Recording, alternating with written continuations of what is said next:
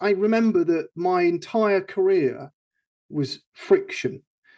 So I was never punctual.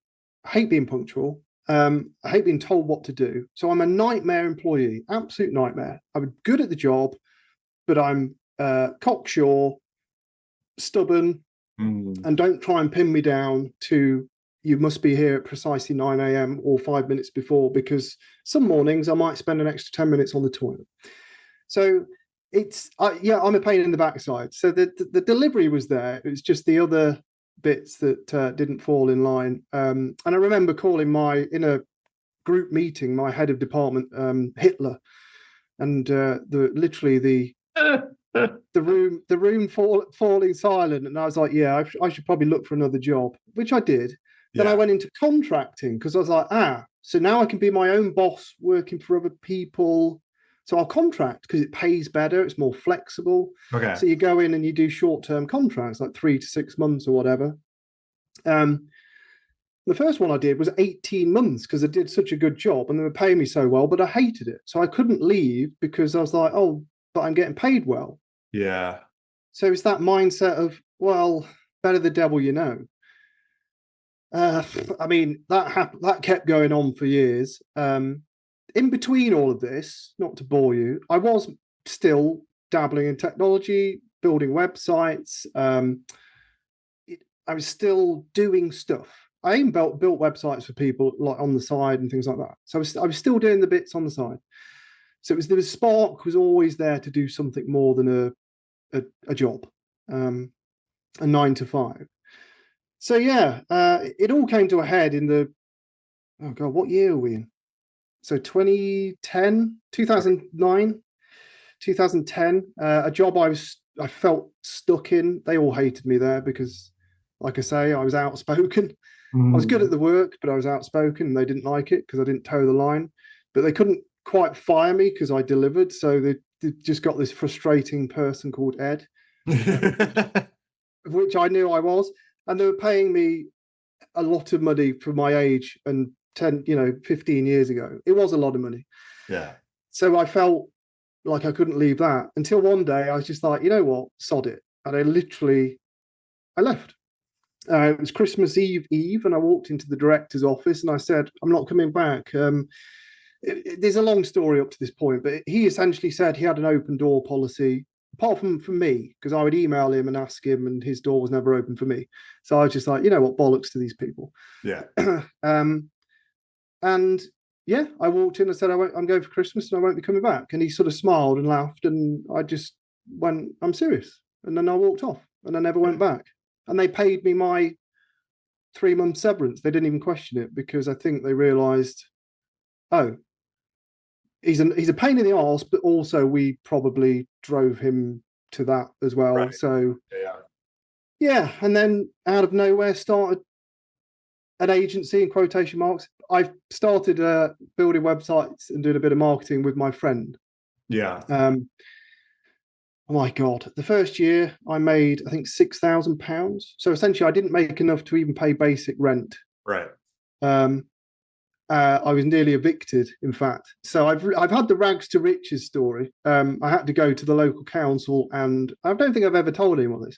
And I had to claim benefits for 5 weeks to pay my rent.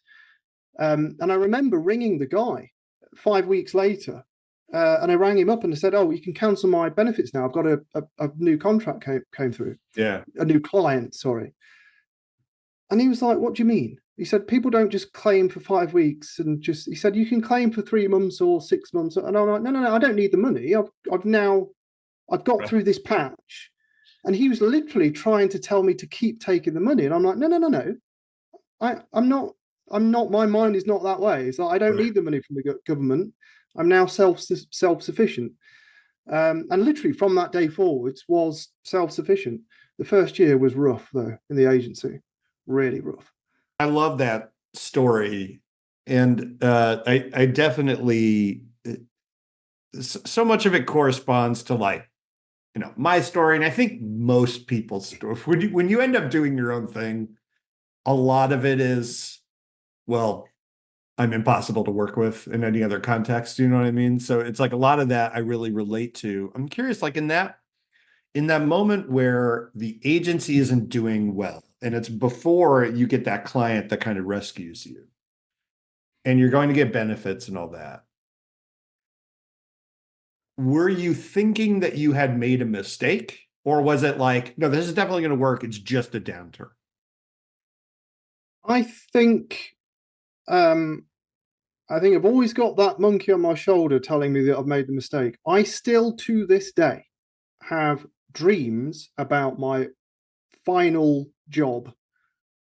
And I'm always with the same people in an awkward scenario where I'm trying to get out. And I think it's my subconscious reminding me that no matter how hard it gets, Ed, you can't go back there. So you just got to wrestle your way through this. Right. So, yeah, I think every single day as a business owner or every other day, you think, oh my God, I've made a mistake. But I'm being a little bit facetious. Perhaps in the first 6 or 7 years, I thought that all the time. The past 6 or 7 years have been very good because I finally figured it out. I didn't have a mentor, and so I had to figure it out. So yeah, the first year, I don't know, I was naive. I was like, well, it'll come good. It'll come good. All I got to do is hard work. And to be fair, if you've got a natural capacity, then hard work can scrape you over the line and drag you over the line and then, build momentum. So yeah, you can just apply yourself and work 20 hours a day and the money will come eventually. But it doesn't always work out. And I think my mindset was just, oh, this is what I got to do. I can't expect a free lunch. Right. No one's going to give me this stuff. So I will just battle through it. Fast forward about 3 years, I did actually collapse at the top of the stairs because I'd overworked myself. So I'm not suggesting that the hustle lifestyle is a good route. But I did, yeah, I went all in. I didn't take any training. I didn't get a coach. I didn't do any of that stuff. So I was literally just learning as I went. So I was putting myself under a lot of pressure in hindsight. But look, hindsight is a wonderful thing. I mean, if I had a time machine, crikey, I'd change everything. Not one thing, everything. But that's life, isn't it?